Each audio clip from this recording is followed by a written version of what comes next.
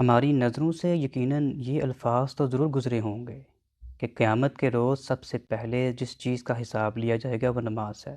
سوچنے کی بات یہ ہے کہ کیا ہم اس کے لیے واقعی تیار ہیں؟ حدیث میں آتا ہے کہ قیامت کے دن اللہ تعالیٰ فرشتوں سے فرمائے گا، میرے بندے کی نماز دیکھو، کیا اس نے اسے پورے اہتمام کے ساتھ ادا کیا ہے یا اس میں کمی رہ گئی؟ اور اگر اس میں کمی ہوگی تو اللہ تعالیٰ فرشتوں سے فرمائے گا، دیکھو کیا میرے بندے نے کوئی نفلی عبادت بجا لائی ہے؟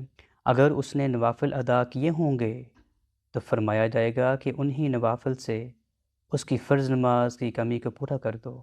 بس ہمیں چاہیے کہ جہاں ہم فرض نمازوں کی ادائیگی کا خاص اہتمام کریں، وہیں نوافل کا بھی باقاعدہ اہتمام کریں، کیونکہ یہی نوافل قیامت کے دن ہماری نجات کا ذریعہ بن سکتے ہیں۔